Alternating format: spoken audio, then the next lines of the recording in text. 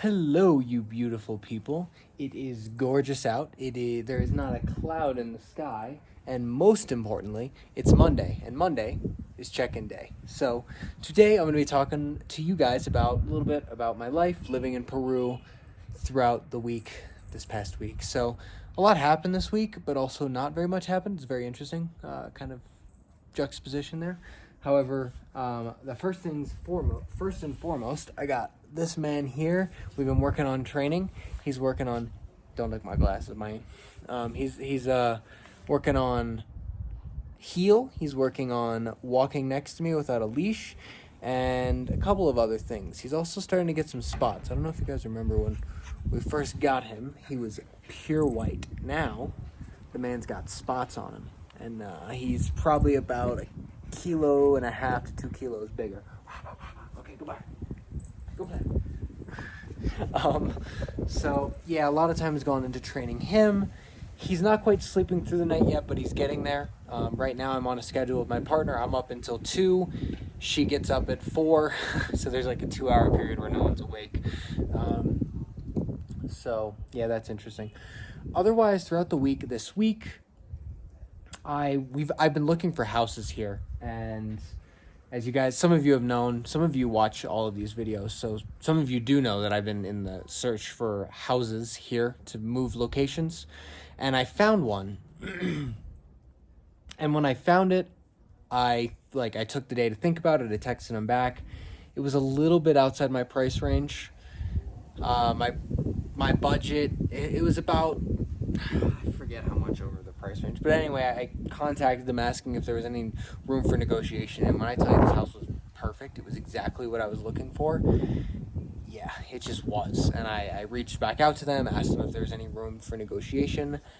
Nothing. They ghosted me. If they just said no, I still might have taken the house, which is really interesting. It's not that far out of my price range, out of my budget, I mean, but when I set a budget, I really like to get it at the budget. Even if it's like $10 over the amount of the budget, I like to bring it back down to 10.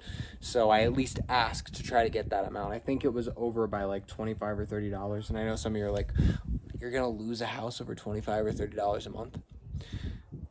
It sucks because I probably would have paid that, but I have to at least ask for my budget to keep the budget going the way that it is.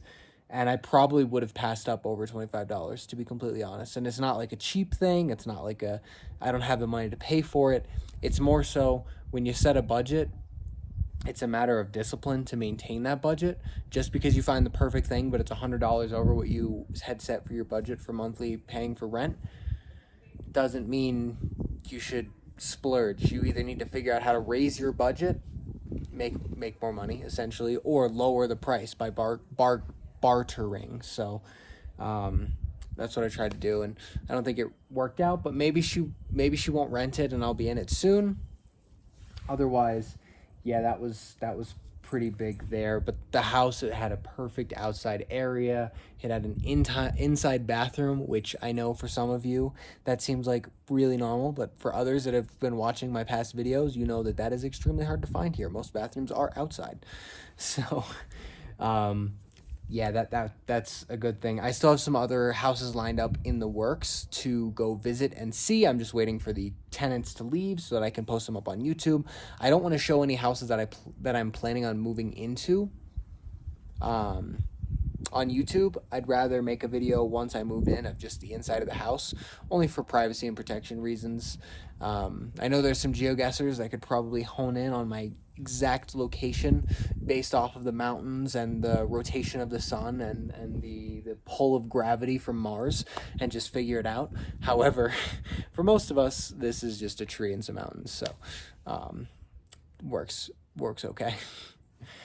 But yeah, that's really it. Someone else asked me why I do the Monday check-ins on Monday, and that's because I have therapy on Monday. So that is when my brain is already in retrospective mode.